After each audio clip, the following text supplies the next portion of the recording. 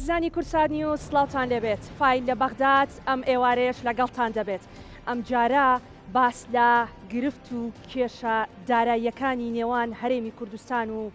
عێراق دەکەین. زیاتر لە 12 ساڵە هەرێمی کوردستان بەدەست قەیرانی ئابووریەوە دەناڵێنێ. هەموو مانگێک موچەخۆر ئەو کاتەی کە موچەکە وەردەگرێت لە چاوەڕوانی ئەوەدایە کەی هەواڵی موچە جارێکی تر بگات و کەی پێی بوو ترێکە موچەی دواتر کەی وەرەگرێ. ئێمە زیاتر لە 12 ساڵە موچە لە کاتی خۆی دابش نەکراوە و گیرفانی فەرمانبەران لە هەرێمی کوردستان بەتاڵە بە شێوەیەکی گشتی فەرمانبەران موچەخۆران کاسبکاران کە ئەمانە هەمووی پەیوەندیان بەیەکەوە هەیە لە بارودۆخێکی ئابووری زۆر خراپدان. دەوترێت نوێنەرانی ئێمە لە ئەنجومەنی نوێنەرانی عێراق بۆچی تا ئێستا نەیانتوانیوە گرفتی موچە چارەسەر بکەن کە ئێمە باس لە پەیوەندیەکانی نێوان هەرێم و بەغداد دەکەین باسی لایەنە ئابووری و داراییەکە بە شێوەیەکی گشتی دەکەین تەواوی ئەو پشکەی کە هی هەرێمە و دەبێ بەغدا بینێرێ بەڵام زیاترینی فۆکسەکە چۆتە سەر بابەتی موچە لەگەڵ ئەوەی کۆمەڵێک ماف و ئیمتیازاتی تر هەیە کە بە پێی دەستور بۆ هەرێمی کوردستان دیاری کراوە عێراق دەبێت ئەم شایستە داراییانە بۆ هەرێم بنێرێ. ئێمە دەزانین پشکی هەرێم پێشتر لە سەدا حەڤە بوو بەڵام بە پێی یاسای بودجەی ساڵی 2021 و پرۆژە یاسای بودجەی ساڵی 2023 پشکی هەرێم کەم کراوەتەوە بۆ 12.67 ئەم کەمکردنەوەیە بۆچی لە کاتێکدا ئێمە دەزانین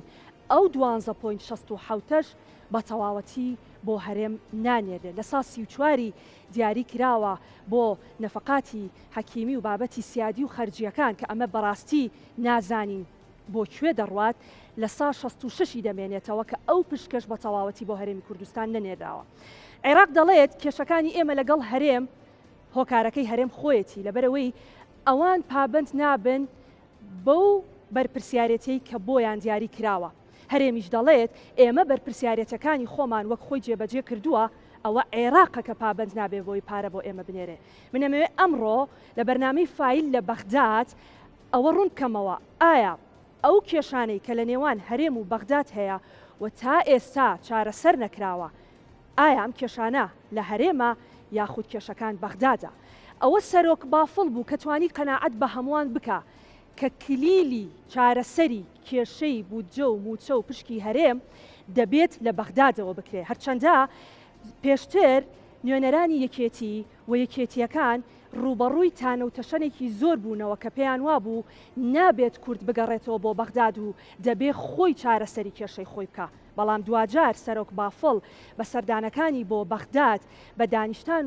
و دانوستانەکانی بۆ بەغداد توانی ئەوە بە هەمووان بڵێ کە ئێمە دەبێت لە بەغدادەوە چارەسەری کێشە داراییەکانی خۆمان بکەین. بۆیە ئێمەم شەو هەوڵ دەدەین لە ڕێی میوانەکانمانەوە کە یەکێک لە میوانەکانم خۆی لە ئەنجومەنی نوێنەرانی عێراق بووە بابزانین لە خولی پێشوو لەسەر ئەم بابەتە چی کراوە و دەبێت چی بکرێ و ڕێگای چارەسەر چییە. بە سپاسەوە دکتۆرە لاڤا دکتۆر زۆر بەخێربێی کە بەڕێزیان سپۆری ئابوورین لەسەر ئەو بابەتە زۆر باش قسەمان بۆ دەکا بەخێربێن سپاس کە لەگەڵمان بوون. دکتۆرە نەرمین زۆر بەخێربێی دکتۆرە نەرمین بەڕێزیان ئەندامی خولی پێشووی ئەنجومەنی نوێنەرانی عێراق بوون و ئەم جارەش بە پشتیوانی یەکێتیەکان جارێکی تر دەینێرینەوە بۆ ئەنجومەنی نوێنەرانی بەغداد و لەوێ شەڕی موچە و بودجە بۆ ئێمە دەکات. زۆر بەخێربێن فەرموون سپاسکە لەگەڵمان ئامادە بوون. دکتۆرە نەرمین هەمووان دەزانین دکتۆرە نەرمین کێیە پێشینەیەکی باشت هەیە بەڵام لەبەروی کە بەڕێستان جارێکی تر خۆتان کاندید کردوتەوە بۆ ئەوەی بچنەوە ئەنجومەنی نوێنەرانی عێراق دەمەوێت کورتەباسێکی خۆت ناساندنێکی خۆت و بۆچی بڕیاری ئەوەتدا جارێکی تر بچیتەوە ئەنجومەنی نوێنەرانی عێراق. سەرەتا زۆر سپاس بۆ کەناڵی کورسات بۆ ڕەخساندنی ئەم دەرفەت و ئەم بەرنامە زۆر سپاس بۆ جەنابەت سڵاو ڕێزمان بۆ سەرجەم بینەرانی کورسات و زۆر خۆشحاڵم بە دکتۆرە لاڤا کە یەکێکە لە پسپۆرە شارەزاکانی ئابووری و یەکێکە لە کەسایەتیە جوانەکانی زانکۆ. بەنسبەت پرسیارەکەی جەنابتەوە من وەکو بەڕێزت ئاماژەت پێیە من دکتۆرە نەرمین معروفم پسپۆری بواری بودجە و دارایی مامۆستا بووم لە زانکۆی سلێمانی بەر لەوەی پەرلەمانتار بم ڕاگری کۆلێژی بازرگانی بووم لە زانکۆی سلێمانی و لە خولی پێنجی ئەنجومەی نوێنەرانە ئەندامی فراکسیۆنی یەکێتی و ئەندامی لیژنەی دارایی پەرلەمانی عێراق بووم و خۆکاندیدکردنەوەم لەسەر لیستی 222 یەکێتی نیشتیمانی کوردستان شانازیەکی گەورەیە بۆ خۆم و خانەوادەکەم کە لەسەر فەرمانی سەرۆک بافڵ و سەرکردایەتی یەکێتی نیشتیمانی کوردستان و مەکتەبی سیاسی کە منیان دەستنیشان کردووەکو کاندیدێک بۆ خولی شەشەمی ئەنجومەی نوێنەرانی عێراق لەسەر لیستی 222 و بە ژمارە 12 ومێدەکەم پشت بەخوای گەورە و متمانەی دەنگدەرانی خەڵکی کوردستان کە ئەگەر سەرکەوتوو بین بتوانین درێژە بین بەو کارێکەوە 4 ساڵ بەر لە ئێستا دەستمان پێکرد ئەو بەڵێنەی کە بە دەنگدەرانی خۆماماندا کە بینە داکۆکی کار و پارێزەری مافەکانیان لە سەنگەری بەرگریکردن لە پەرلەمانی عێراقەوە و درێژە بین یاخود ئەو کارێک کە دەستمان پێکرد تەواوی بکەین و بێجگەل لە موچە بتوانین تەواوی شایستەکانی خەڵکی کوردستان لە ناو یاساکانی حکوومەتی فیدرالی و لەسەر موشانەوە یاسای بودجەی فیدرالی جێگیر بکەین. بۆچی بە گرنگت زانی جارێکی تر بچیتەوە ئەنجومەی نوێنەرانی عێراق تۆ لە خولی دەبێتە خولی پێشوو کە تۆ پەرلەمانتار بووی تو لە ئەنجومەی نوێنەرانی عێراق بووی بینیت یعنی لەوێ چی دەگوزەرێ و ئەوەشی کە پێویست بێ دواتر لە درێژەی بەرنامەکە باسی دەکەین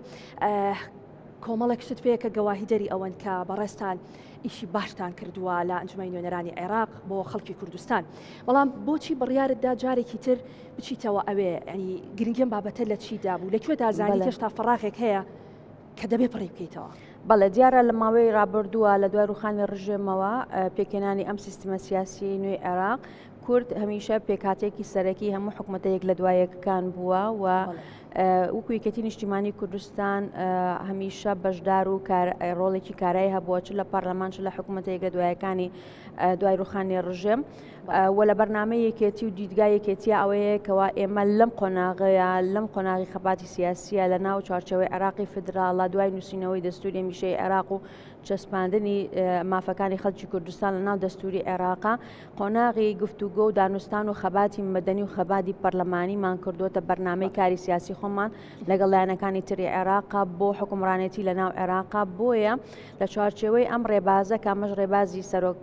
مام جەلال ڕوحی شاد بێ و بەردەوامیدان بەم ڕێبازە لایەن سەرۆک بافڵەوە ئەمەوە ئەخوازیە کە ئێمە گفتوگۆ و زمان و بە زمانی گفتوگۆ و لێ تێگەیشتن و دانوستان لەگەڵ لایەنەکانی ترا بتوانین مافەکانی خەڵکی کوردستان ئەوەی لە دەستورە هاتووە بیکەینە یاسا ئەوەی ئەو یاسانی کە دەرکراوە و مافی خەڵکی کوردستانی تیانە پارێزراوە لە ساڵانی ڕابردووە ئێمە هەمواری کەینەوە و مافەکانی خەڵکی کوردستانی تیا بچەسپێنین و ئەو مافانش کە لە هێشتا بابلێن یاسای بۆ دەرنەکراوە ئێمە بتوانین لە یاساکانە کە دەرەکرێ مافی خەڵکی کوردستانی تا پارێزین بۆیە بە پێویستی زانم کە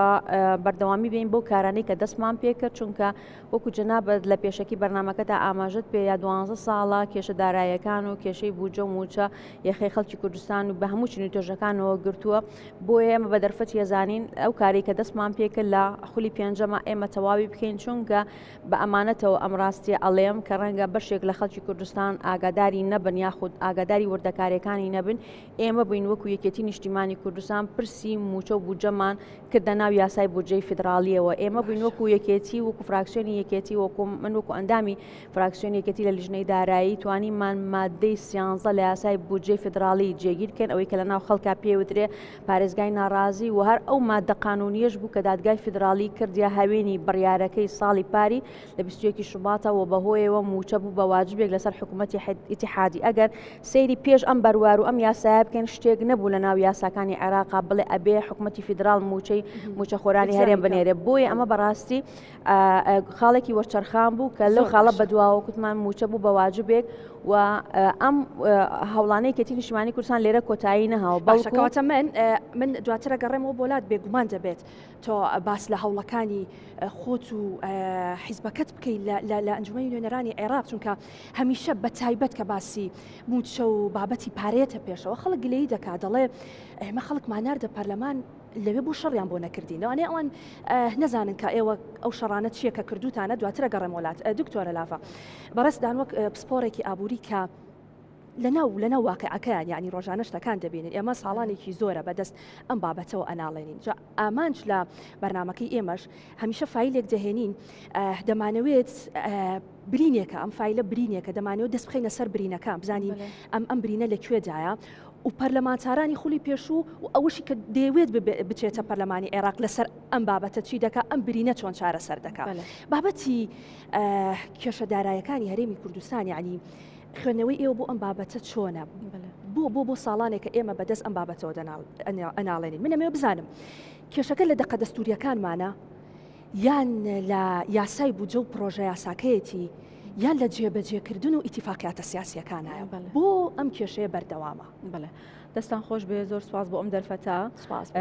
هیوای سەرکەوتن بۆ دکتۆرەی ئەزیز دەخوازم بە دەرفەت ێزانم کە لێرەوە وەکو خوێندکارێکی دکتۆرەی ئەزیز وەکو مامۆسایەکی زانکۆ پشتیوانی خۆم بۆ دکتۆرە دووپات بکەمەوانە لە بەرۆی دکتۆرە نەرمین بە حکمی ئەوەی کە مامۆسام بۆ بەڕێزیان ڕەنگە من زۆر لە نزیکترەوانێ ئاگام لە ئیش و کاروبارەکانی بێ بە شانازیەوە کە شانازی هەموو مامۆسایانی زانکۆ ئێمەی خوێندکارانی بووە لە پەرلەمان توانوێت یەکێک بێ لە نوێنەرە زۆر چالاک و دیارەکانی خولی پێشووی پەرلەمانی عێراق و من لە نزیکەوە ئاگادار بووم تەنانەت لەم خولەشە هەتا کۆتایی ڕۆژەکانی ئیشەکانیان نەی ئەتوانی پەرلەمان بەجێبێڵە لە بەرۆی کە ئەیود نامەوێت زەفەر بە کورد بەرن یعنی من شایەتی دەری ئەو ڕاستیم کە زۆر دڵسۆزانە لەبێ ئیشی ئەکرد دڵی نەها تەنانەت بێتەوە پلانی بانگەشی داهاتووی دابنێ لە بەرۆی کە ئەیود زۆر جار لە کۆتایی پەرلەمانە مافی کورد خوراوە لەبەرەوە بە شانازیەوە شانازی پێواکەین کە ئینشەڵا لە داهاتووە هەمووکو پسپۆرەکەی هەمووکو لێهاتوویەکەی کە زۆر سەرسەختانە داکۆکی لە مافی کورد و مافە ئابوووریەکانی گەلی کوردەکە ئینشەڵا لە پەرلەمان ئەیبینینەوە لە خولی داهاتووشە سەبارەت بە پرسیارەکەی بەڕێز لانەخان طبعاً بوعدی ئەم کێشە دارایی و قەیرانە دارایانە کە لە هەرێمی کوردستان لە 12 ساڵی ڕابردوو ئەتوانین بڵین هەبووە هەمە لایەنە یعنی هەمە چەشنە بەشێکی پێوەستە بە دەستور و بە بەندانی دەستورەوە کە وەکو خۆی جێبەجێ ناکرێت بەشێکی پێوەستە بەوەی کە ئێمە بەداخەوە یعنی ئەمە تەرکیزی قسەکان لەسەرەوە بێ کە ئێمە وەکو نوێنەرەکانمان لە ئەنجومەنی نوێنەرانی عێراق زۆر جار لە کاتی پەسەندکردنی پرۆژە یاسایەکە یاخود لە کاتی ئەوەی کە بمانەوێت حەقێک لە حەقەکانی گەلی کورد جا حەقە ئابوووریەکان من مەبەستمە کە وەربگرین ڕەنگە تەبانە بن یەکگرتوو نەبین بڵێ ئەمە بەداخەوەی کردو زۆر جار لە زۆر کات و لە زۆر بڵین لایەنە زەرەر با لە مافەکانی گەلی کورد لەسەر مافە دارایەکانی لەسەر شایستە دارایەکانی کە بەخراپە بشکێتەوە بەسەر گەلی کووردا کەواتە ئەوەی کە زۆر جێی بایەخە جێی سەرنجە ئەوەیە کە ئێمە وەک لە سەرەتای بەرنامەکە بەڕێزیش ئاماژەت پێکرد کە ئێمە ئەڵین هەرێمی کوردستان لە ئیسارێکی جغرافی عێراقایە بەبەسمان لەوە نییە کورد بسڕینەوە یا کوردایەتی نەکەین کە من خۆمێکێک بووم لەو کەسانێک کە زۆر کات لە کاتی ئەم بابەتی موچە و نەناردنی بەشە بوو هەرێمی کوردستان و ئەمانە کە دیفاعمە کرد ئەمود ئەبێ بگەڕێنەوە بۆ بەغداد یاخود سەرۆکێکی نیشتمانی کوردستان جنابی کاک بافڵ کە ئەم شعارەی ئەوت کە ئەبێ ئێمە لە ئیتاری عێراقین لە ئیتاری حکومەتی فیدراڵیین وایە نەزانانی ئمە مەسەکە کوردایەتیە نەخێر ئەمە کوردایەتیان دەفرۆشتەوە بەڵام ئێمە دەزانین هەر بەپێی دەستوری عێراقی هەرێمی کوردستان بەشێکە لە عێراق بەشێکە لە عێراقی فیدراڵ بۆیە کەواتە ئەمە ڕەبتی بە کوردایەتیە و ڕەبتی بە ئیستحقاقی گەلی کوردەوە هەیە وەکو گەلێکی سربەخۆ لە ناو حکومەتی عێراقی فیدراڵە سەبارەت بۆی کە کێشەکان بۆ ئاوا بەردەوامی هەیە بەڵێ وەگوتم ئەمە ناکۆکی نێوان کوت لە کوردیەکان یاخود لایەنە کوردەکان ئەحزابە کوردەکان هۆکارێکی سەرەکی ئەتوانم بڵم چونکە بەڕاستی کراوە یاخود ئەوەی کە ئێمە ڕەچاومانە کرد تێبینیمانە کرد پەرلەمانی عێراق لەم چەند ساڵی ڕابردووە کرابوو بە شوێنێک بۆ یەکلایکردنی ململانە سیاسیەکان کە ئەمە خۆی نابێ ئێمە لە عێراق لە پەرلەمانی عێراق لە مەجلیسی نواب ئەبێ کارێک بکەین کە یەکدەنگ بین بەوەی کە نەتەوەی کوردین وەکو نەتەوەیکی یەکگرتوو ڕاتەگرم لێرا لەسەر ئەو قسەیەت باجی ئەمەماننا لە بەغا باجی ئەو یەکنەگرتوویەماننا لە ئەنجومەنی نوێنەرانی عێراق کە لایەنە سیاسی کوردیەکان تەبانە بوون خۆی ڕەنگە لە ماوەی ڕابردووە ینی ئەم بابەتە زیاتر زاڵ بوو بێ بەڵام ئێمە لەم خولەی پەرلەمانی عێراقا بە ئەمانەتەوە باسیەکەم سەر ڕایبوونی هەندێک مەواقفی سیاسی ناتەبا لە نێوان هێزە سیاسی کوردستانیەکانە بەڵام ئەتوانم بڵێم لە هەندێک مەواقفی تریشا بەڕاستی کۆدەنگی کورد بوو وای کردکەوە هەندێک لە یاساکان کە یاسای گرنگ بوون ئێمە بتوانین لەم خولی پێنجا تێپەڕێنین لە کاتێکە ئەوانە بابەتی شایستە و استحقاقی کورد بوون هینی ساڵانی ڕابردوو ئەبووە لە خولەکانی پێشوو بکرایە بەڵام وەک پێویست کاری لەسەر نەکرابوو یان بە هەر هۆیەک بێکەوە تێنەپەڕان لەم خولایە بۆ نمونە من باز لە یاسای هەمواری زیندانیانی سیاسی بکەم ئێمە لەم خولایە توانیمان بە کۆدەنگی بەشێکی زۆر لە فراکسیۆنە کوردستانیەکان هەمواری یاسایە بکەین کە لە ساڵی 2026 عفوان لە ساڵی 2006 دەرچووە دوای 19 ساڵ ئێمە لە 2025 ئەم یاسایەمان هەموار کرد و توانیمان 25 5,000 زیندانی سیاسی شایستۆ موشەکانیان بخێنە سەر حکوومەتی فیدراڵ وێڕای مافی قەرەبووکردنەوە بە وارسی ئەنفال و کیمیاباران ئەمە بە کۆدەنگی کورد هاتە بەرهەم جگەلەوە یاسایکی کە هەر لەم ساڵاکە تێپەڕی بڕیارەکانی مەجلیسی قیادەی سەورە بەڵێ ئەوەی کە پێوتری عادەی عقارات کە لە دوای 50 ساڵ لەو ستەمەی کە لە جوتیاران و خەڵکی کوردستان لە ناوچە جێناکۆکان و ناوچەکانی مادەی 140 کرابوو توانیمان دوای 50 ساڵ لەم ستەمە بە داگیرکردنی زەوی کورد ئەم مافە بگەڕێنەوە بۆ خاوەنە ڕەسەنەکانیان هەر لەم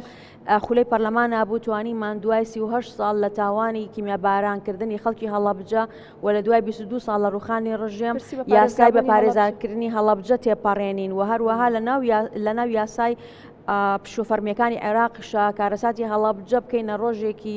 بڵێن پشوو لەسەر تاسەری عێراق بۆی نەک تەنها کورد بەڵکو هەموو پێکهاتنەوەتەکانی عێراق لەو ڕۆژە یادی ئەم کارەساتە بکەنەوە کە بەسەر خەڵکی کوردستان و هەڵەبجە هاتووە بۆیە ئەمانە بەرهەمی توانم بڵێم ئەو کۆدەنگیە کە بۆ ئەم پرسانە ئێمە توانیمانە لە بەغا بە یەکڕێزی و یەکدەنگی کۆدەنگی بتوانین تێی پەڕێنی ئەمە لە خولەکانی پێشوە لەسەر نەبوو بێت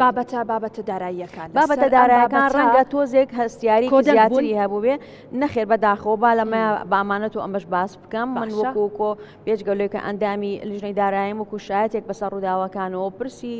پرسە دارایەکان وەکوتمان ساڵانێکی زۆرە یەخەی هەرێمی کوردستانی گرتووە لەو یاسانەی کە لە چەند ساڵی ڕابردووە دەرچۆ بە تایبەتی لە خولی سێم و خولی چوارەمی پەرلەمانی عێراق بەڕاستی سیستەمێکی گەورە لە خەڵکی کوردستان کراوە لە 2015 و 16 و 17 و 18 و 19 و 21 مافی خەڵکی کوردستان نەپارێزراوە وەک پێویست هەم لە کەمکردنەوەی پشکەکەی لە سای 17 بۆ لە سای 12 دوای قسەکانت ئەو پرسیارەت لێ بکەم یەکسەر با ئێمە لە پشکەکەەوە دەست پێ بکەین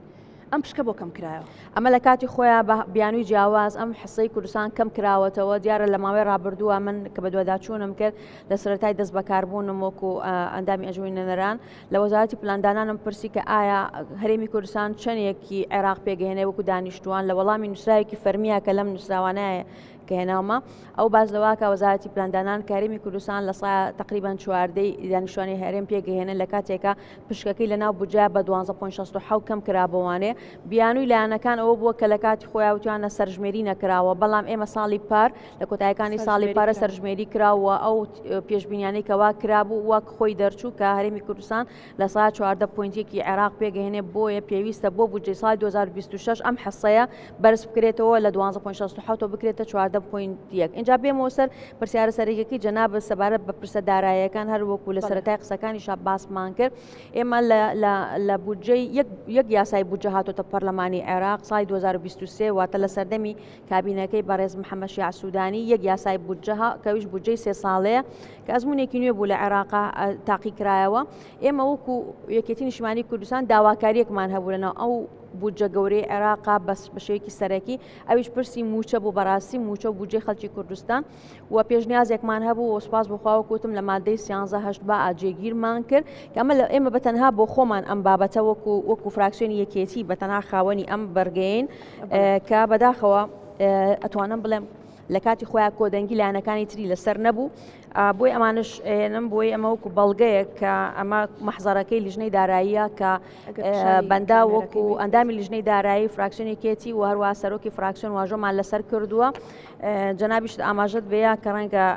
وەک پێویست لە کوردستان یاخو لایەنەکانی تر نەکەر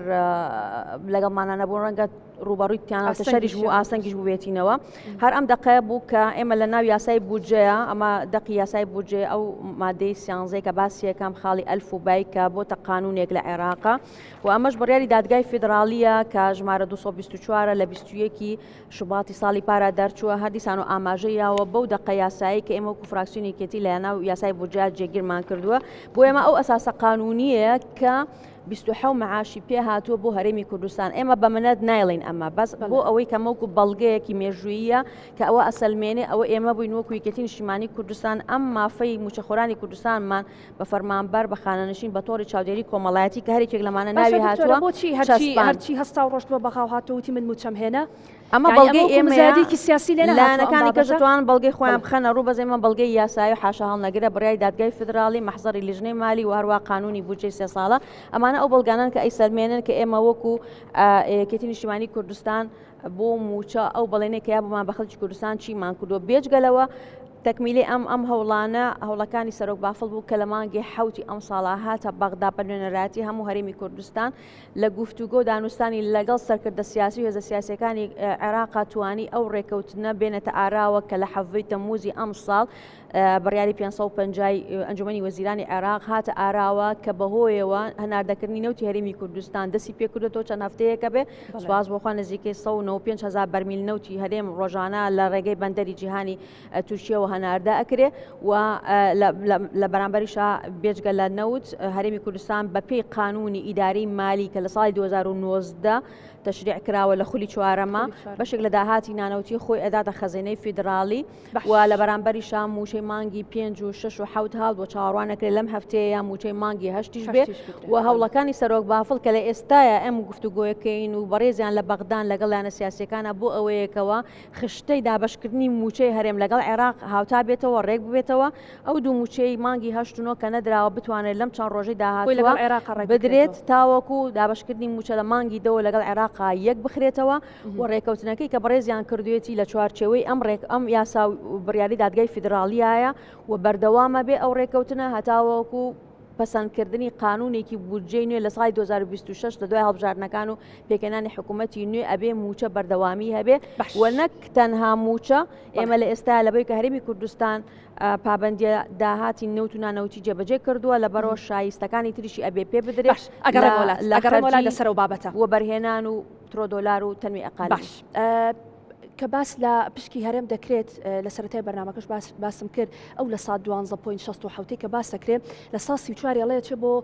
خەرجیەکان و نەفقاتی حاکیمە و ئەم بابەتانە لە سا 66 ئەمێنێتەوە ڕەنگەمە پرسیار بێ لە لای خەڵک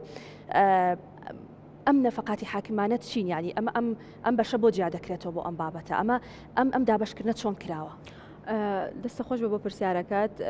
طبعاً وەکو دکتۆرە ئاماژەی پێکرد لە سەرەتای بەرنامەکە کە بە کۆمەڵێک مبەڕێراتی ڕەنگە غێرقانونی یاخود لە ساڵحی کورد نەبێت کە ئەم پشکەی بودجەی هەرێمی کوردستان خۆی کەم کراوەتەوانێت دواتریش ئەو بەشی لێ جیا کراوەتەوە ئەمە من زیاتر حەزەکەم دکتۆرە ڕوونکردنەوە با لەو بارەیەوانە کە بۆچی ئەم تەصنیفە لەسەر ئەساسی چی بووە بەڵام ئەوەی کە من ئاماژەی پێ بم ئەوەیە کە نوێنەرانی ئەنجومەنی نوێنەرانی عێراق لە خولی داهاتوو ئایشەڵا کە دکتۆرەژێکێکە بێ لەو کەسانە کاتێتەوە ناو پەرلەمان زۆر ضرورە بە وردی یعنی ئێستا مەسەلێکی کوردی هەیە ئەڵێ ئەوەی چوو ئەوەی ڕۆی یعنی من ئەمێ تەرکیزی قسەکانم لەسەر ئەوە بێ لە داهاتووە لە پەرلەمانی عێراق نوێنەرەکانمان چی بکەن چۆن لانەدارای ئابوووریەکەەوە ئیش بکەن بۆی کە مافی خەڵک ئیتر تەواو دەسەبەر بکەن چونکە یعنی هەمومان نەزانین 12 ساڵە خەڵکی هەرێمی کوردستان لە وەزعێکی اقتصادی و بارودۆخێکی اقتصادی زۆر ناهەموار و نەجێگیرە یعنی تۆم بڵێم تر خەڵک لەوەیە کە تەحملی نەماوە کە لەگەڵ ئەم بارودۆخەیە بەردەوام بێ یعنی تۆ مانگێ موچەیە 3 مانگ دواکەوێ یعنی چۆنەڵی جۆرێک لە سەقامگیری دروست کردووە لە ژیانی تاکەکانی کۆمەلگا لە گەنجەکانمان لە پرۆژەکانمان لەوە بەرهێنان کە ئیتر ئەتوان بڵێم تەواوی شتەکانی ڕاگرتووە یا ژیانی تا ڕادێکی زۆر وەستاندووە چونکە من زۆر شوێنی تریش ئاماژم بەوە کردووە ئێمە ڕاستە لە هەرێمی کوردستان یعنی پشتێکی زۆرمان بە موچە بەستووە بەڵام هەر موچە نییە کاریگەریەکە ئەوەیە کە تۆ بەشێکی زۆری موچە خۆرانی یعنی خەڵکی هەرێمی کوردستان موچە خۆرە و ئەمە ڕنگدانەوەی ئەبێت لە بازار جارێکی تر یعنی تۆ کە کاتێک موچە نایە تەواوی چالاکی ئابوووریەکانێ بەوە باشە دکتۆرە ئەمە مانای ئەوە نییە کە ئێمە و هەرێمی کوردستان خۆمان خاونی ئابووریکی سەر بەخۆی خۆمانین یعنی پشتمان تەنها بە موچە بەستووە تەنانەت کەمانێک موچە نایڵین ئەم کاسبکارەکانیش پەکیانەکەوێ یعنی ئەم کاسبکارانە ئابووریکی وایان نییە گەر تۆ موچەش لە کاتی خۆیان نەدرێ ژمارەیەکی زۆر بە هەزاران خەڵک تۆ لەسەر ئەم ئابوورە سەربەخۆیی کە هەتە بتوانن بژین نەک ئەوەی کە بازار بە تەواوەتی پەکی بکەوێ ئەمەش سەبەبێک نییە کە ئێمە هەموو چاوەکانمان تەنها لەسەر موچە بێ بە دڵنیایی یەکێک لە خەلەلەکانی ئابووری هەرێمی کوردستان و عێراقیش بە شێوەیەکی گشتی ئەوەیە کە ئێمە تەنها پشت بە موچە ئەبەسین و پشت بە فرۆشی نەوتە بەسین وەکو تاکە سەرچاوەی داهات بۆ ئابووریەکەمان بێگومان ئێمە زۆر کات وەکو پسپۆرانی ئابووری دکتۆرەژێکێکە لەو مامۆستا بەڕێزانە کە چەند ساڵ یعنی ئێمە لە زانکۆی سلێمانی وەکو بەشی ئابووری وەکو پسپۆرانی ئابووری هەتا ئێستش جەخت لەوە ئەکەینەوە کە تۆ بێ سەرچاوەکانی داهاتە هەمە جۆر بێ هەمە چەشن بێ یعنی ئیسtismarە زۆر بێ بۆ نمونە پەرە بەکەرتی تایبەت بێ هەرە بە کشت و کاڵبەی بە گەشت و گوزار بە سەرجەمی سێکتەرە ئابوووریەکان بۆی کە پێویست نەکراوە بە پێی پێویست نەکراوە نەخێر و لە ساڵی 2014 بە دواوە قەیرانە دارایە یەک لە دوایەکەکان وای کردووە کە ئێمە ئەسڵان تەرکیزەکەمان تەنها فۆکەسەکەمان تەنها لەسەر موچەیە ئەگەر ئێستا کەسێک بێنی گەنجێک بێنی هاوڵاتی یاریمی کوردستان بێنی تەرکیزەکەی تەنها لەسەرەوەی کەی موچەکە یەکەی موچە وەرەگرێ یعنی ئیتر هەموو شتێکمان بیر چۆتەوە و بەرهێنانمان بیر چۆتەوانێ بۆ نمونە ئەومان بیر چۆتەوە کە ئێمە ببین بە هەرێمێکی بەرهەمهێن احتیمام بین بە بەرهەمهێنان بە کەرتی کشت و کاڵ بە پیشەسازی بۆ نمونە بە گەشت و گوزار ناڵم ئیش نەکراوە بێگومان ئیش کراوە جوهد کراوە هەر ئێشتا لاوازە لەسەرەوەی کە ئێمە احتیمادی سەرەکیمان لەسەر موچەیە لەسەر ئەو داهاتەیە ئەو بەشە بودجەیە کە لە عێراق و بۆمانێت و بازاڕیش لەسەر ئەوە وەستاوەتەوانە چونکە بەشێکی زۆری موچەخۆران هەرێمی کوردستان دانیشتوانی هەرێمی کوردستان موچەخۆرن باقیەکەی تریشی کەسانێکن کە پشتی بە موچەخۆرەکەی بەستووە کەواتە زۆر ضرورە ئێمە بەدەر لە ئەو ئیشانەی کە ئیشەڵا نوێنەرانمان لە ئەنجومەنی نوێنەرانی عێراق ئەبێ بیکەن لە بواری ئەوەی کە لە پەسەندکردنی پرۆژە یاسای بودجە زۆر بە حەزەرەوە وەک دکتۆرە ئاماژی پێەیە ئێمە لە دوایەمین سەرژمێری عێراق وەرەمی کوردستان ژمارە هەرێمی کوردستان زیای کردووە وەکو دانیشتوان کەواتە تۆ بێ بەشە بودجە لەسەر ئەساسی ژماری دانیشتوان بنێرێ و لەگەڵ ئەوە زۆر بە حەساسی بە وریایی قەرار لەسەر شایستەداراییەکان و حسەی هەرێمی کوردستان بدرێ لەگەڵ ئەمانەش وەکو هەرێمی کوردستان وەکو حکوومەتی هەرێمی کوردستان ئێمە خۆمان لەسەرمانەکە تەنها اعتیمادمان لەسەر موچە و لەسەر بەغانە بێ وەکو هەرێمێکی سەربەخۆ هەوڵ بین کە کەرتە ئابووری جیاوازەکانمان ببوژێنینەوە ئێمە بەداخەوە لە دوای ساڵی 2023 لە دوای پرۆسی ئازادی عێراق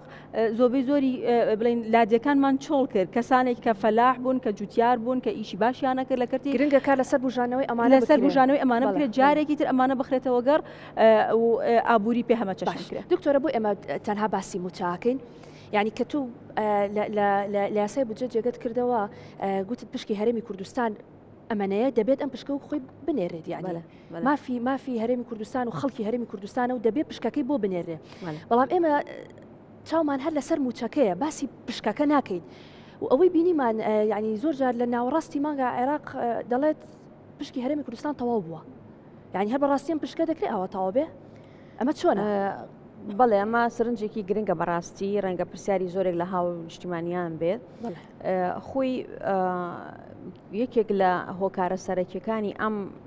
کێشە تەکنیکیانە کە دروستە بێت ئەوەیە کە لە ساڵانی ڕابردووە وەکو لە سەرتاشە باسم کرد هەندێک دەستکاری کراوە لە ناو یاسای بودجەیە وای کردووە هەم پشکی هەرێمی هێناوەتە خوارەوە هەم کۆدوبندێکی زۆری بۆ حەسەکەی کوردستان دروست کردووە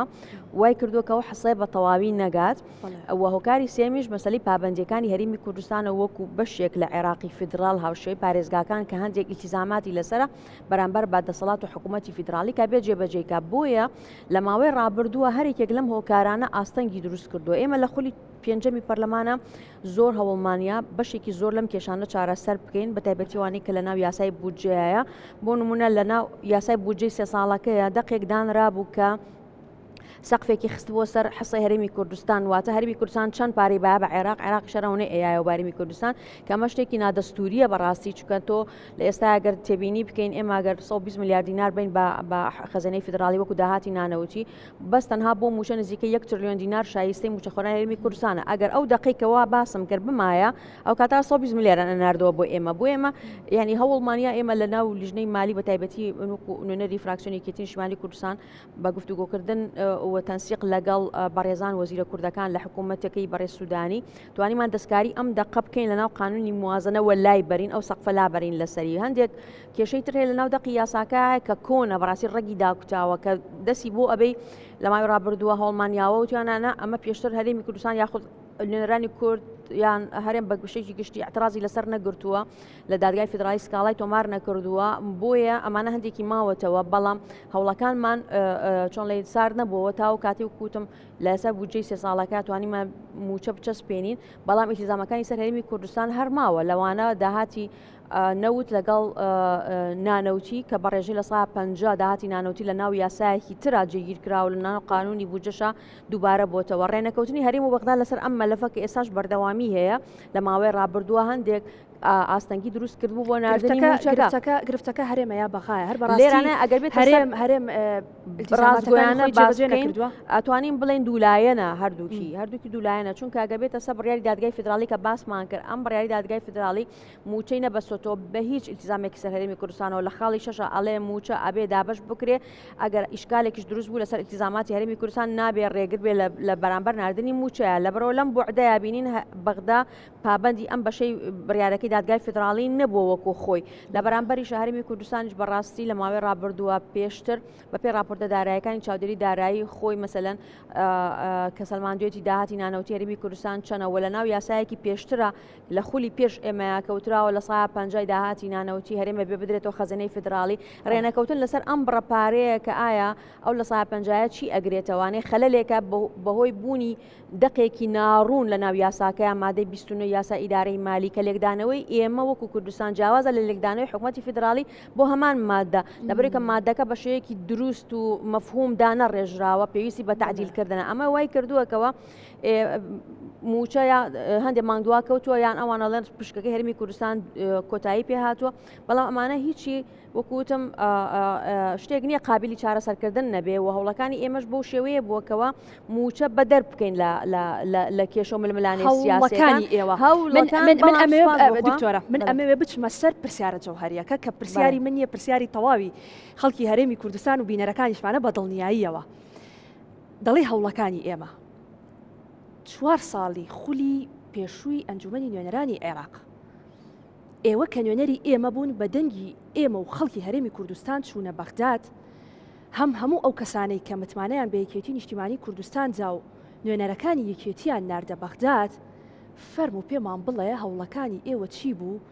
لەسەر تەواوی مافەکانی هەرێمی کوردستان و بە تایبەت شایستە داراییەکان بەڵێ پرسیارەکەی جەنابەت ئەمە وەڵامەکەیم دایەوە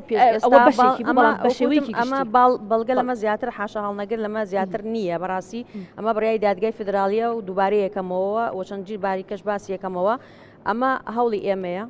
ئەمە هەوڵی ئێمەیە ئەمە هەوڵی ئێمەیە و ئەو 26 معاشەی کە هاتووە لە ماوەی ئەم 3 ساڵەیە بەهۆی ئەمەوە هاتووە با هەموو خەڵکی کوردستان ئەم ڕاستیە بزانن ئەمە هەوڵێکی نیشتیمانی کوردستان وە بێجگەلەوە ئەمە من وەکو خۆم کۆی ئەو راپۆرت و بەڵگانەیە کە ئەیسەلمێنێت لە ماوەی ڕابردووە ئێمە وەکو نوێنەرانی خەڵکی کوردستان چیمان کردووە من وەکو خۆم ئەمە کۆی ئەو بەڵگە یاساییانەیە یاخود ئەو دوکۆمنتە فەرمیانەیە کە لە ماوەی ڕابردووە کارمان لەسەر چەندین دۆسی جیاواز کردووە لە کە تایبەتە بە شایستەی خەڵکی کوردستان تەنها موچە نییە کە ئێمە کارمان لەسەر کردبێ زۆرن ئەو پرسانەی کە لە ماوەی ڕابردووە ئیشمان لەسەر کردووە بۆ نمونە دەرفەت یێزانم لێرە جارێکی کە باسی بکەمەوانێ بابەتی شایستەی گەرمی جوتیاران کاتی ئێمە دەست بەکار بووین لە پەرلەمانی عێراق پارەی گەرمی جوتیارانی کوردستان بۆ 3 ساڵ نەدرابوو پارەی 2014 و 2015 و 2016 کە نزیکەی 309 میلیارد دینار بوو چەندین نووسراوم کردو بۆ وەزارەتی دارایی وێ ڕای سەردانیکردنی ڕاستەوخۆمان بۆ وەزارەتی بازرگانی حکوومەتی عێراقی و لە هەمان کات شادیدارمان لەگەڵ جوتیاران و هاتنی جوتیاران بۆ بەغدا کە لەگەڵیان نابووین بۆ هەموو لایەنە پەیوەندیدارەکان لە دەرگای وەزارەتی دارایی و بازرگانی و کشتتوکاڵمان و ئەنجومەنی وەزیرانمان داوە تاوەکو ئەو پارێمان توانی وەرگرینەوە بۆ جوتیارانی خەڵکی کوردستان لە ناوچە جیاوازەکان بەبێ ئەوەی کەوا بڵێن ئەمە دەنگدەری سلێمانی بۆ یا هەولێر یا هەر شاری و شارۆچکێکی تر هەرمی کوردستان بێجگەلەوە بابەتێکی تر کە کارمان لەسەر کردووە بۆ نمونە یاسای ژنانی ڕزگاربووی ئێزدی کە من وەکو ئەندامی لیژنەی دارایی توانیمان لە قانونی ئاسایشی خۆراکە ئەم یاسایەک دەرچوو بوو ژمارە 8 ساڵی 2021 مافی پێدانی موچەی ئەدا بە ژنانی ڕزگاربووی دەستی داعش بەڵام پارەی بۆ تەرخان نەکرابوو ئەم پارەیە مەتوانیمان لە یاسای ئاسایشی خۆراکە جێگەی بکەینەوانێ 25 میلیارد دینار دانرا بۆ موچەی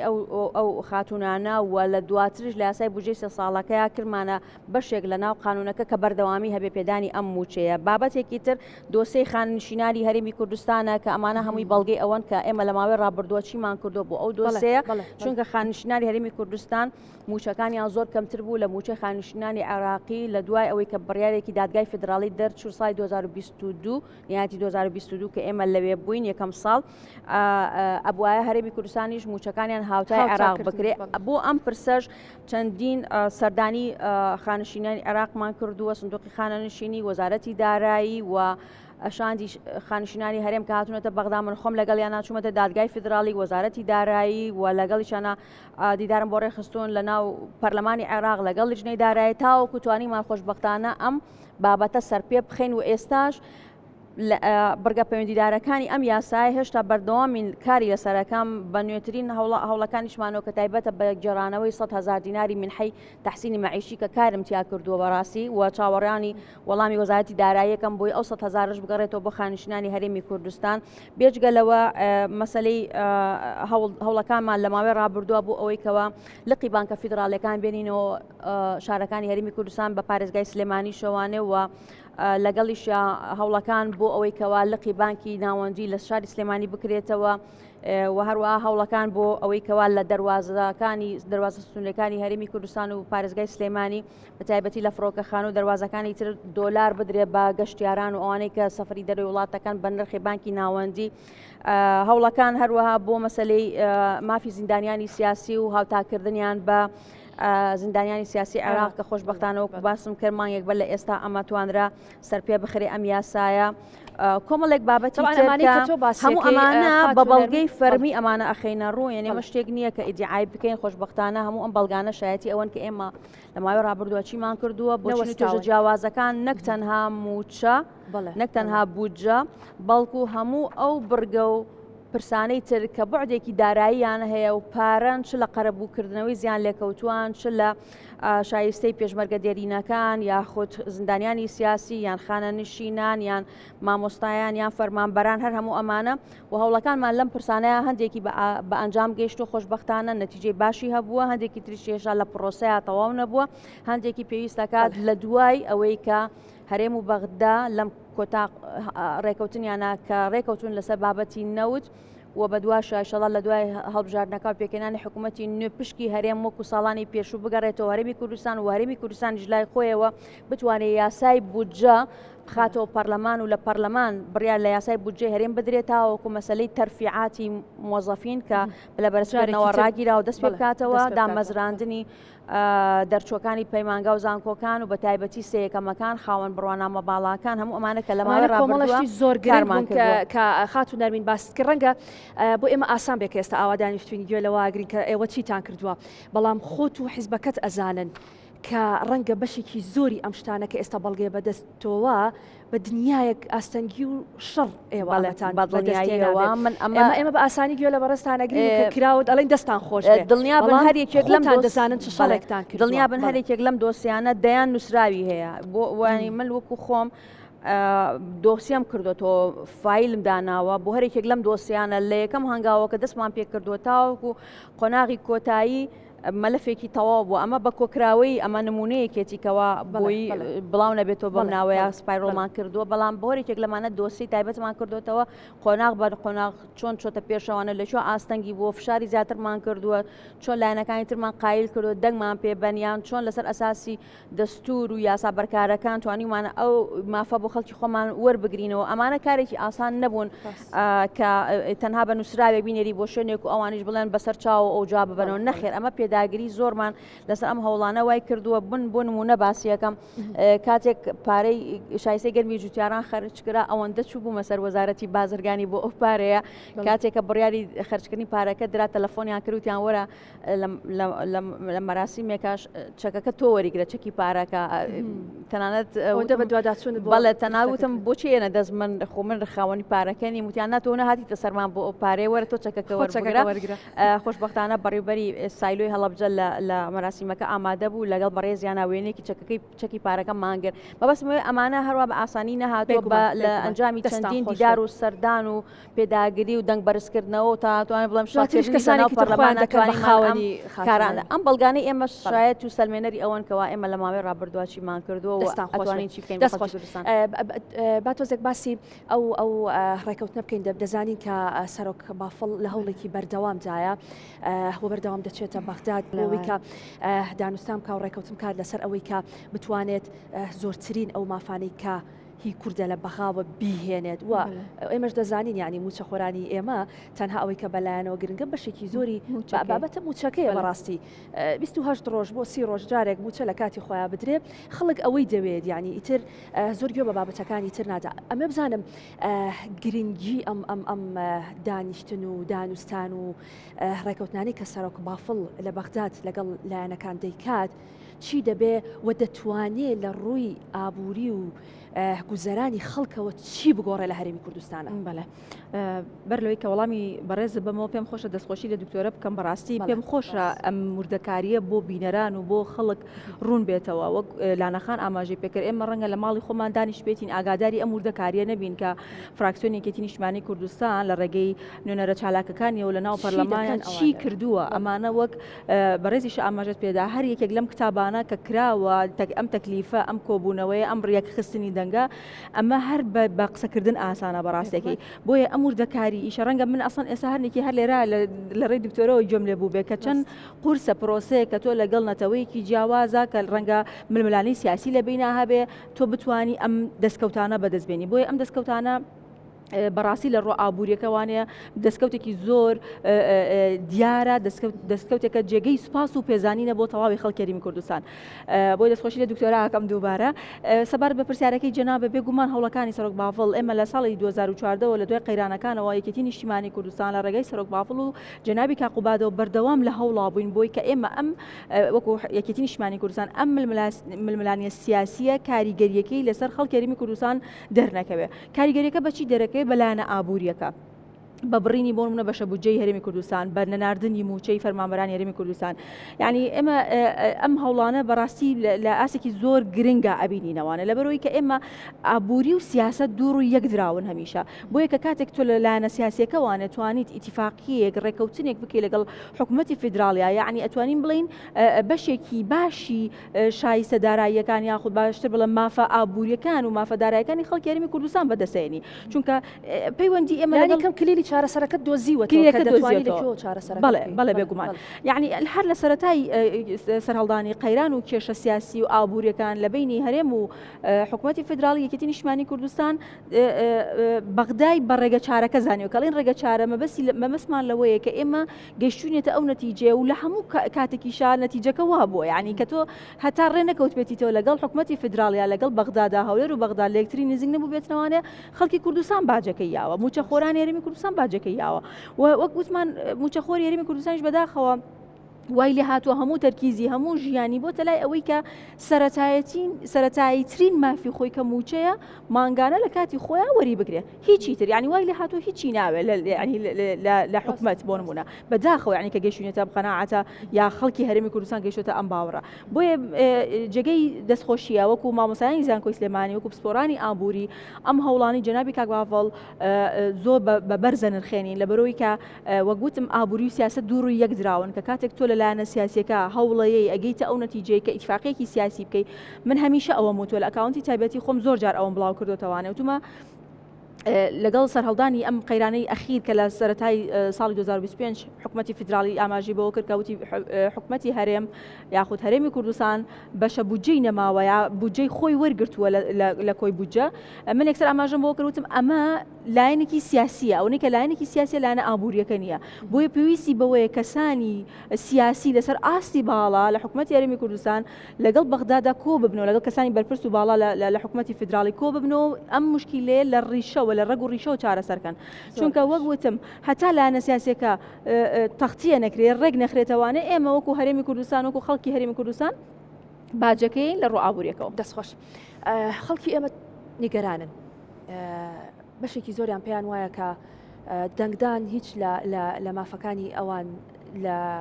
ئەو شتانی کە پێویستە بۆیان دابین بکرێت ناگۆڕێ ئەوان وەک باسمان کرد تەنها بابەتەکان لە موچە دابەستۆتەوە و کە دەڵێن موچە چەند ساڵات چارەسەر نەکراوە و ئەوە کاتە بۆ چی بچین بۆ چی دەنگ بدەین ئێوە لە بەغان ئێوە لە ناو واقعەکەیان ئێوە دەزانن یعنی دەنگێکی کورد زیاتر بێت لە ئەنجومەنی نوێنەرانی عێراق چەند شتی گرنگ ئەگۆڕێ بۆیە بەڕستان وەکو کاندیدێک چۆن دەتانەوێت قەناعەت بە خەڵکی هەرێمی کوردستان بکەن بە تایبەت کە ئێمە باسی بابەتێکی وەها گرنگ دەکەین کە موچە و قوت و گیرفانی خەڵکی هەرێمی کوردستانە چۆن دەتوانی قەناعەت بە خەڵکی هەرێمی کوردستان بکەی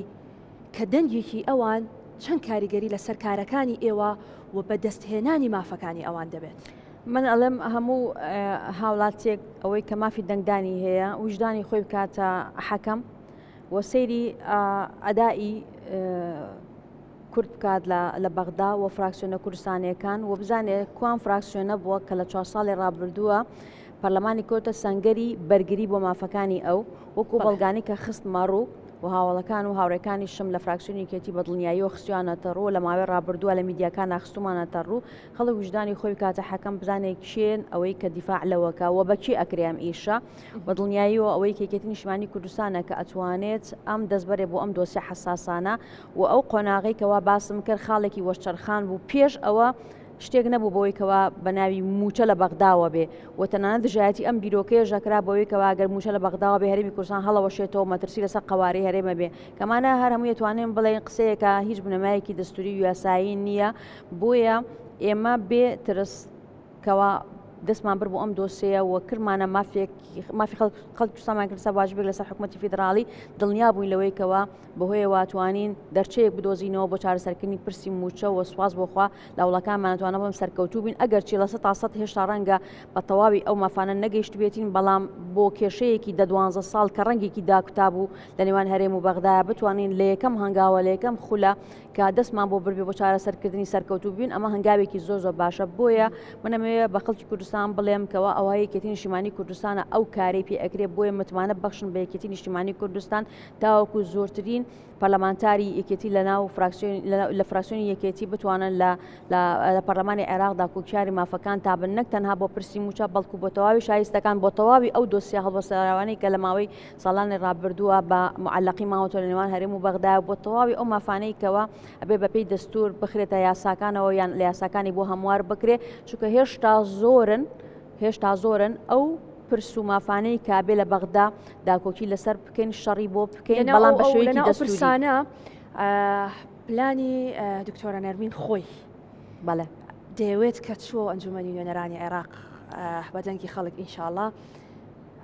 پلانەکانی داهاتوت هەنگاوەکانی داهاتوت بۆ خولی شەشی ئەنجومەنی نوێنەرانی بەڵێ بەدڵنیاییەوە جیاواز لەو کارانی کە پێشتر کردو بەدڵنیاییەوە ئەوەی کە وەکو باسم کردێکیان تەواوکردنی و کارێکەوە دەستمان پێ کردووە بابەتی بودجەیە ئێمە پرسی موچە تا ڕادەیەک توانین بڵێن ئاقارێکی باشی گرتۆتە بەر پرسی اینجا پشکی هەرێمە کەمە بتوانین کاری لەسەر بکەین هەم حەسەکە زیاد بکەینەوە هەموو بکەین حەسەکە بە تەواوی بێتە هەرێمی کوردستان لە هەموو خەرجەکانی حاکیمەیە سیادیە بۆ هەموو پشکی هەرێمە لە بودجەی استثماریە لە پترۆدۆلارە لە تەنوی ئەقاریبە هەموو ئەمانەوەکو ساڵانی پێش شەڕی داعش بێتەوە هەرێمی کوردستان و ئاوەدانی و خۆشگوزارانی بگەڕێتەوە بۆ هەموو شار و شارۆچکەکان ئەمە خاڵی یەکەمە ئومێدمان هەیە و کارمان لەسەر کردووە من خۆم ئیشم لەسەر کردووە فراکسیۆنەکەمان شەڕی بۆ کردووە بۆیە ئەمە هەوڵەکانی سەرۆک بافڵ ئێستاشی لەسەر بێ بەردەوامی هەیە بۆ ئەم پرسە بۆیە ما خاڵی یەکەمە لە بەرنامەی کارەکانمان دوو مەسلەی هەموارکردنەوەی هەندێک لەو یاسایانەی کە پەیوەندیدارن بە شایستەکانی هەرێمەوە لەوانە یاسای دەستەی چاودێریکردنی داهاتە فیدراڵیەکان هەیەی مراقبەی وارداتی ئیتیحادی کە ئەمە یاسایە کە ساڵی 2007 تەشریع کراوە بەڵام بەداخەوە کاران نەبووە کە ئەم یاسایە جۆرێک لە باڵێن چاودێری دابشکردنی داهاتە فیدراڵیەکانەکە بۆی بزانێت لەکوێ نائەدالەتی هەیە لە بینی هەرێم و پارێزگاکانە ئەو مافوو دادوەریە بگەڕێنێتەوە بۆ ئەو شوێنێکە غەدری لێکراوە کە ئەمە یاسایەکە ئێمە لەم خولایە تاوەکو خوێندنەوەی دووەمیش کاری لەسەر کرا بەڵام بەهۆی تەوابوونی تەمەنی کارکردنی پەرلەمان و دەستپێکردنی هەڵمەتی بانگەشەوە کارەکان بڵێن تەواو نەکرا کە ئومێد دەکەین لە خولی داهاتووە تەواو بکرێ جگە لەوە یاسای نەوت و گازی فیدراڵی کە ئێمە لەگەڵەوەیکەوە عێراق وڵاتێکی دەوڵەمەندە بە سامانی نەوت و گاز بە هەرێمی کوردستانیشەوە بەڵام تا ئێستا یاسایەک دەرنەچۆ لە پەرلەمانی عێراق تایبەت بێ بە چۆنێتی ئیسیسمارکردنی ئەم سامانە بۆ خۆشگوزرانی خەڵکی عێراق بە کوردستانیشەوە بە پێی مادەی 112 دەستور کە من لە ماوەی ڕابردووە چەند جارێک نووسراوم کردو بە دادگای فیدراڵی بۆ ئەوەی کەوا پرسی مادەی 112 دەستورمان بۆ تەفسیرکەن چونکە بێجگە لە دەرکردنی ئەبێ بە یاسایەک ڕێک بخرێتەوە ئەبێ قەرەبووی ئەو شوێنانەش بکرێتەوە کە لە سەردەمی ڕژێمە غەدری لێکراوە یان فەرامۆش کراوە سوودمەندم بۆ لەم سامانەی سەرزەوی ژێرزەوی بە تایبەتی نەوت و گاز بۆیە ئەمانە توانین بڵێن چەند بابەتێکی سەرەکی دەکین لە هەوڵەکانمان کە لەمانوێ لە ماوەی داهاتووە لە خولی داهاتووی پەرلەمانی عێراق ئینشەڵا کاری لەسەر بکەین پشت بەخوای گەورە بە متمانەی دەنگدەرانی خۆمان. دەستخۆش. ڕووبکەرە دکتۆر نەرمین وەک ئەوەی کە مامۆستات بووە وەک ئەوەی کە بەڕاستی خاتوونێکە ئیش دەکات هەموو ئەو بەڵگانە شایەتی ئەوەن کە ئیشی زۆر باشی کردووە وەک نوێنەری ئێمە لە ئەنجومەی نوێنەرانی عێراق بەڵام وەک پسپۆڕێکی ئابووری ئەمەوێت لە کوی ئەو شتانی کە باسمان کرد یەکشت کە زۆر بەلاتەوە گرنگە ئەتەوێ گەریشەڵا دکتۆر نەرمین چووەوە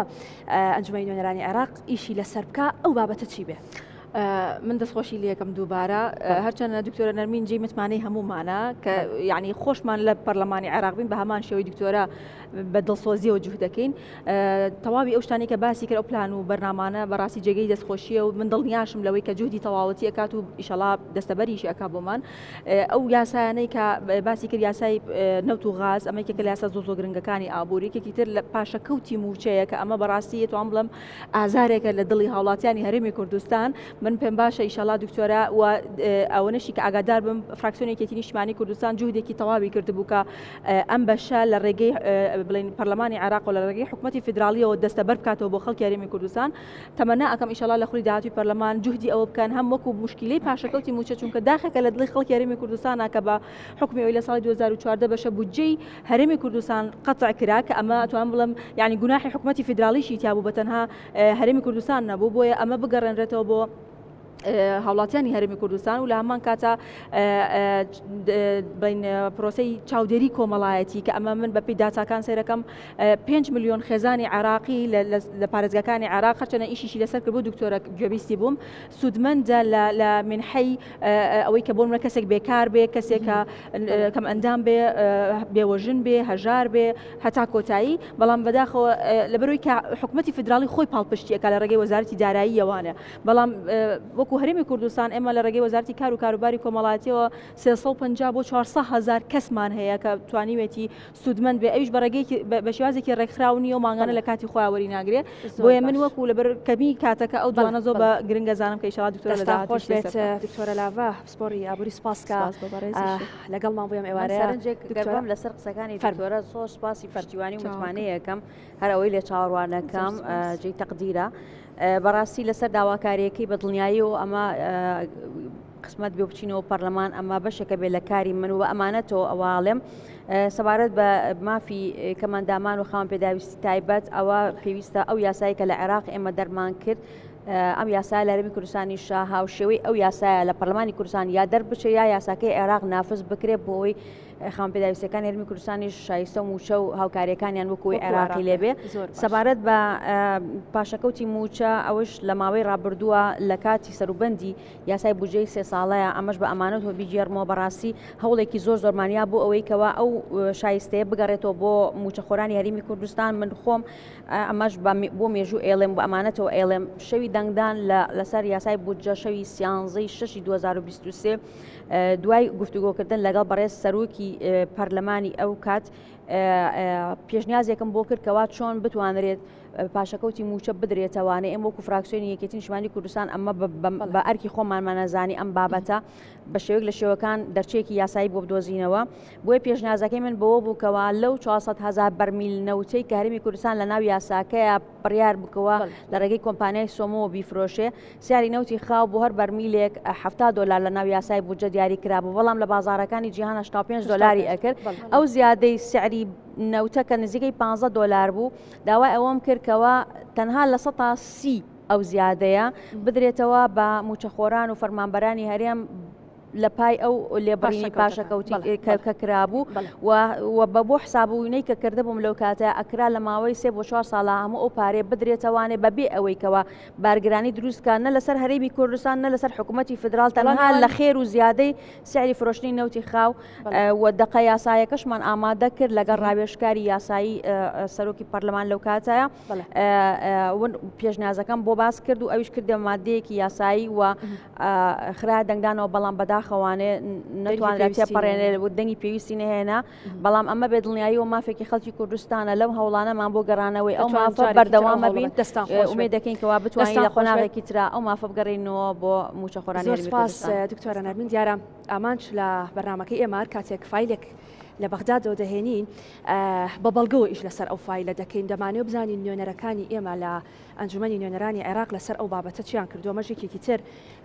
لەو بابەتانەی کە بە بەڵگەوە دکتۆرە نەرمین باسی لەوە کرد کە هەم هەوڵەکانی خۆی و یەکێتی نیشتیمانی کوردستان لەسەر شایستەداراییەکان و موچە و بودجە و پشکی هەرێمی کوردستان لە خولەکانی پێشوو چی بووەوە هەوڵەکانیان چی دەبێت بۆ خولی داهاتوی ئەنجومەنی نوێنەرانی عێراق با دەنگەکانمان بۆ لیستی 222 یەکێتی نیشتیمانی کوردستان بێت کە ئەو لیستە دەبێتە دەنگی تۆ سەنگی تۆ هێزی تۆ لە بەغداد و ئەواندا کۆکی کاری سەختی مافەکانی تۆ دەبن و لە ناویشاندا کاندیدی ژمارە 12 کە خاتوون نەرمین ساڵانێک لەو بوارەدا هەوڵی خۆی داوە خزمەتی کردووە بە بەڵگەوە لەسەر مافەکانی گەلی کورد و هەنگاوی زۆر باشتری هەیە بۆ خولی داهاتوی ئەنجومەنی نوێنەرانی عێراق. سوپاس کە لەگەڵمان ئامادە بوون، سوپاس بۆ ئێوەش کە تا ئێستا بینەرمان بوون. ئێمە لە بەرنامەکانی ترمان بە فایلی زۆر باش دێنەوە لاتان و بە بەڵگەوە لەسەر هەموو ئەو کارانەی کە نوێنەرەکانمان لە بەغدا کردویانە لەگەڵتان دەبین. هەر شاد.